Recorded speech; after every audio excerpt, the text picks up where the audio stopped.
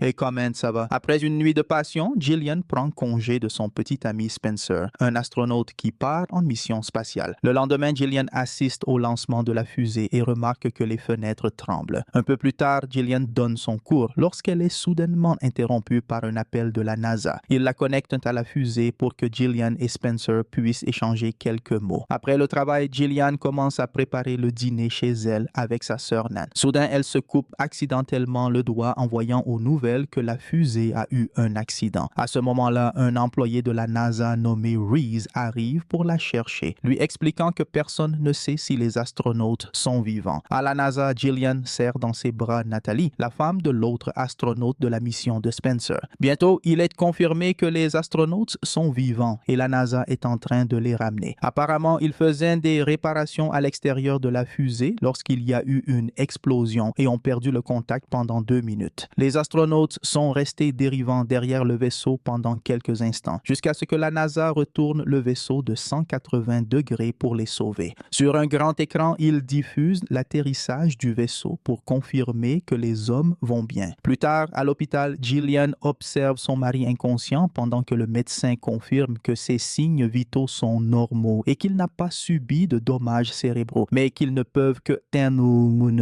attendre qu'il se réveille. Cependant, le mari de Nathalie, Alex, est un homme plus âgé et son cœur pourrait ne pas supporter le stress de l'accident. Le lendemain matin, Spencer se réveille enfin et est heureux de retrouver Gillian. Pendant ce temps, Alex parle de l'incident pendant qu'il dort, révélant qu'ils ont vu quelque chose avant l'explosion. Soudain, il se réveille et voit Nathalie à la fenêtre avant de commencer à avoir une crise. Les médecins courent pour le sédater, mais cela provoque un arrêt cardiaque. Pendant un instant, on dirait qu'il est mort, mais les médecins le réaniment avec un défibrillateur. Lorsque Nathalie se retourne, elle remarque que Spencer et Gillian ont aussi tout vu. Quelques jours plus tard, les astronautes reçoivent un prix lors d'un événement spécial. Gillian parle à Nathalie, qui commente que c'est étrange que leur mari ne parle jamais de l'accident, comme si cela ne s'était jamais produit. Après l'événement, Spencer raconte à Gillian qu'il a quitté son poste d'astronaute et accepté un poste exécutif dans une entreprise aérospatiale. Cette entreprise est basée à New York. Ils devront donc déménager là-bas, ce qui surprend Gillian, car Spencer déteste les grandes villes. Elle est triste de perdre son ami et son travail, mais elle accepte de le faire pour soutenir son mari. Pendant que les couples discutent, Reese les observe de loin. Un peu plus tard, les élèves organisent une petite fête d'adieu pour Gillian, et ce soir-là, les amis du couple les surprennent avec une grande célébration. Gillian remarque qu'Alex semble mal à l'aise et continue de se disputer avec Nathalie. Il l'embrasse de manière agressive contre son gré, mais lorsqu'elle le pousse, il commence à tousser du sang. Désespéré, Alex court à travers la fête à la recherche de Spencer, mais soudainement, il s'effondre et meurt sur une table. Le lendemain, la NASA organise une conférence de presse pour discuter de la mort d'Alex. Les journalistes veulent savoir si cela est lié à l'accident spatial et si Spencer est également en danger. Mais un médecin de la NASA assure que tous les tests indiquent que Spencer est en parfaite santé et que la mort d'Alex n'a rien à voir avec la mission. Pendant les funérailles, Gillian tente de réconforter son ami. Cependant, Nathalie insiste pour parler du comportement étrange d'Alex depuis son retour de l'espace. Apparemment, ils parlaient à Alex toutes les nuits et quand Gillian lui demande qui sont ils, Nathalie pointe le radio. Elle dit aussi que Alex est caché en elle. Pensant que cette absurdité est la conséquence du traumatisme, Gillian décide de donner du temps à Nathalie pour être seule. Quelques minutes plus tard, les lumières clignotent et tout le monde entend un cri. Gillian, Spencer et Reese suivent le bruit et trouvent une fille criant en voyant le corps de Nathalie dans la douche. Elle s'est suicidée en utilisant la radio. Quelques jours plus tard, Gillian et Spencer s'installent à New York. Lors d'une fête organisée par le patron de Spencer, Gillian se sent déplacée parmi toutes ces personnes riches qu'elle ne connaît pas. Avec le temps, elle réussit à se lier d'amitié avec Shelley, la femme du patron. Quelques instants plus tard, Gillian a besoin d'une pause car elle est ivre. Lorsque Spencer vient la voir, elle lui demande enfin ce qui s'est passé lors de l'accident. Au début, il refuse de répondre, mais Gillian insiste. Alors, il l'emmène dans un endroit privé et commence à décrire combien il faisait sombre et froid après l'explosion, tout en la touchant et en essayant de la réconforter. Il dit qu'il a failli mourir ce jour-là, mais penser à Gillian l'a aidé à survivre. Le couple commence à s'embrasser contre le mur et poursuit le moment à la maison. Gillian n'apprécie pas beaucoup car il est trop brusque, ce qui ne s'était jamais produit auparavant. Au milieu de la nuit, Gillian se réveille seule dans le lit. Elle va chercher Spencer et le trouve écoutant la radio qui émet seulement de la statique. Lorsqu'elle appelle son nom, Spencer change immédiatement pour une station de musique. Il s'excuse également d'avoir été brusque en mettant la faute sur l'alcool. Après cela, Gillian commence un nouveau travail dans une école, mais elle ne peut pas se débarrasser de la sensation que quelque chose ne va pas. Spencer rentre tard tous les jours et il se voit à peine. Un peu plus tard à l'école, Gillian fait un test pendant la pause et découvre qu'elle est enceinte. Cependant, elle n'est pas heureuse et continue d'être hantée par cette étrange sensation. Une nuit, Gillian et Spencer dînent avec son patron, qui parle de signes mystérieux dans l'espace que les humains ne peuvent pas entendre et de la construction d'un vaisseau pour les trouver. La majeure partie de la conversation porte sur des questions techniques spatiales que Gillian ne comprend pas, ce qui la fait se sentir encore plus déplacée. Lorsque le couple a un moment seul, Gillian avoue combien elle se sent mal à l'aise près de ces gens et commente que Spencer ne semble pas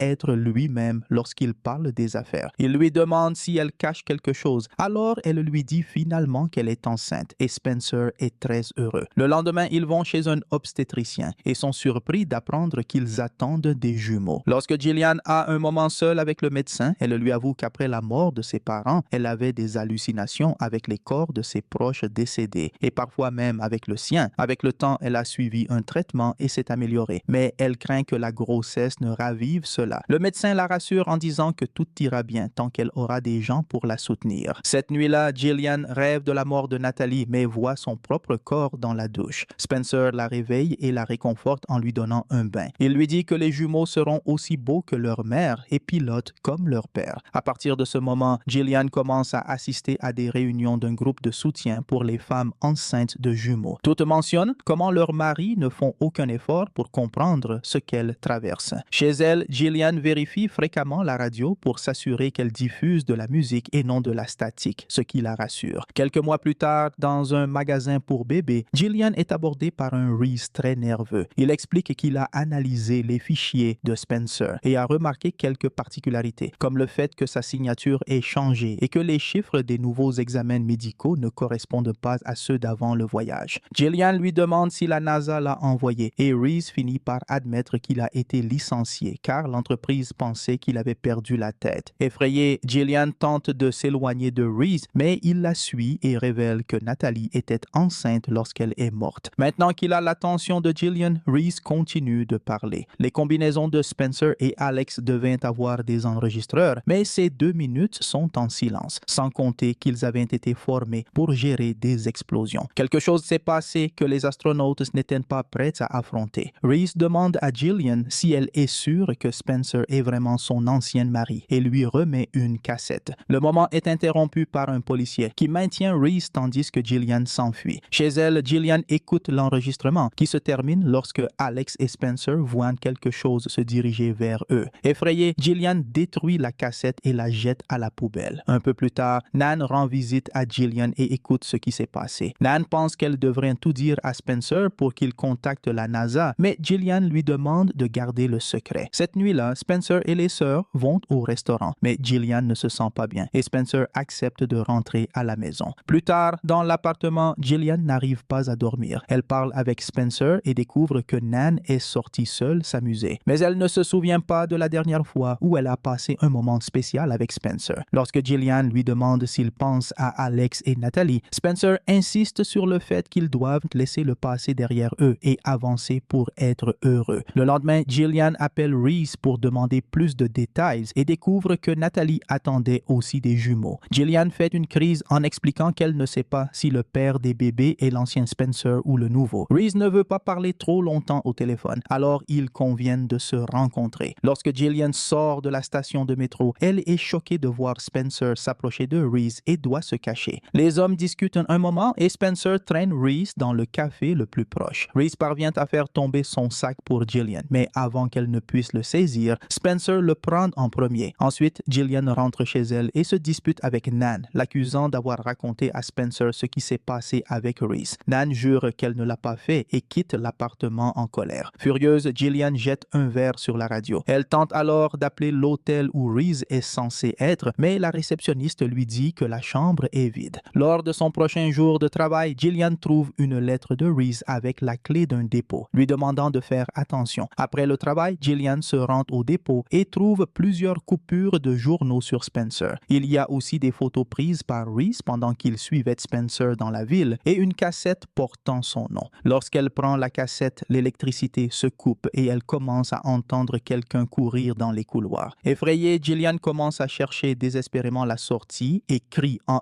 heurtant quelqu'un, mais ce n'est qu'un autre client qui remet l'électricité en marche. De retour chez elle, Gillian regarde la cassette. Reese apparaît à l'écran et dit que si elle regarde cela signifie qu'il est mort. Ensuite, il montre une analyse de l'enregistrement de l'accident. Deux lignes différentes représentent Alex et Spencer, mais il y a une mystérieuse troisième ligne qui, au début, semble être de la statique. Reese a réussi à corriger la statique et à la traduire. Alors, une Gillian choquée entend une voix extraterrestre mélangée au bruit. Il est certain que les corps de Spencer et Alex ont été pris par des extraterrestres et que le vaisseau que Spencer construit avec la nouvelle entreprise amènera encore plus d'extraterrestres sur Terre. Les plans du vaisseau montrent qu'il aura 2 ordinateurs dans le cockpit connectés entre eux, ce qui signifie que les jumeaux sont destinés à être les pilotes. Soudain, Gillian est surprise par l'arrivée de Spencer, mais heureusement, l'enregistrement est déjà terminé. Spencer a apporté un film à regarder ensemble et lorsqu'il est sur le point de le mettre dans l'appareil, il trouve la cassette de Reese. Gillian le convainc que c'est juste une vidéo avec des conseils sur la grossesse et Spencer la met de côté. Pendant qu'il regarde le film, Gillian essaie de demander à Spencer des détails sur son projet de travail, mais il dit simplement qu'il s'agissait d'un contrat pour un client et qu'il n'a pas fait grand-chose. Le couple s'endort sur le canapé et Spencer rêve de la mission. Lui et Alex travaillaient tranquillement quand soudain Alex a commencé à crier à propos de quelque chose qui se rapprochait, paralysant Spencer. Gillian fait le même rêve, mais lorsqu'il se réveille, Spencer dit qu'il n'a rien rêvé. Le lendemain, Gillian rencontre Shelley, qui lui donne un médicament qui pourrait provoquer une fausse couche. Shelley dit que cela semblera naturel et que personne ne suspectera rien. Lorsque Gillian rentre chez elle, elle hésite et finit par faire un malaise, décidant de ne pas prendre le médicament. Soudain, elle voit une image des jumeaux et s'effondre au sol, ressentant une douleur insupportable, pensant que les bébés la punissent.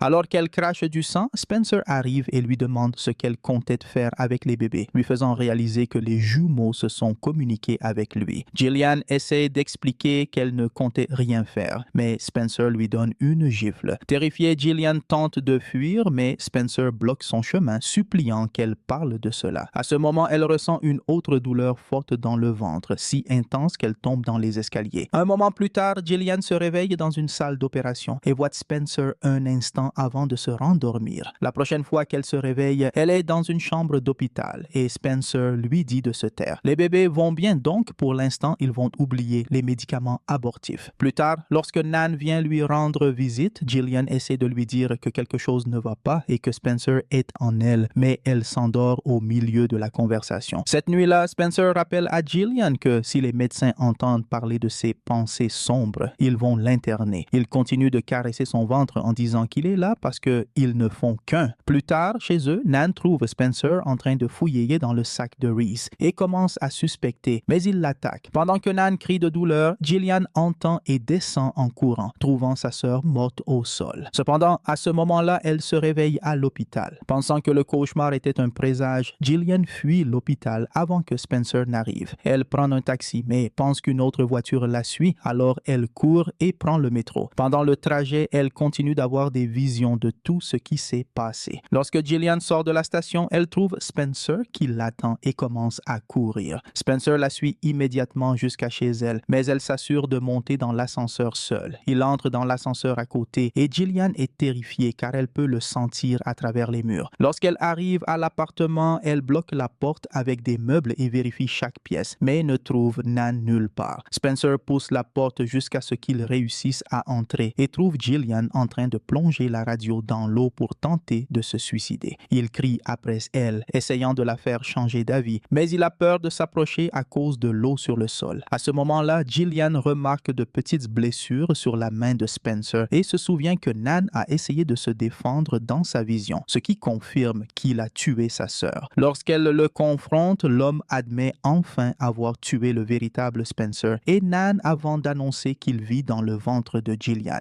Utilisant le pouvoir qui le connecte aux jumeaux, il commence à attirer Gillian vers lui. Soudain, beaucoup d'eau commence à tomber du plafond parce que Gillian a ouvert tous les robinets de l'appartement. Comme elle est assise sur un tabouret, elle n'a qu'à soulever les pieds avant de finalement allumer la radio, électrocutant Spencer. Alors que toutes les ampoules explosent au-dessus d'eux, l'extraterrestre quitte le corps de Spencer et entre dans celui de Gillian par les yeux, la forçant à éteindre la radio pendant que Spencer tombe mort. Quelques années plus tard, Gillian est mariée à un autre pilote et vit sous un nouveau nom en banlieue. Les jumeaux sont en bonne santé et vont normalement à l'école. Mais il y a quelque chose de sombre à leur sujet. Gillian dit qu'ils seront pilotes comme leur père. Et quand son mari tente de dire qu'il est leur beau-père, elle le corrige en disant qu'il est leur père maintenant. Finissant ainsi The Astronaut's Wife, film de science-fiction et drame de 1999. Et je vous retrouve dans la prochaine vidéo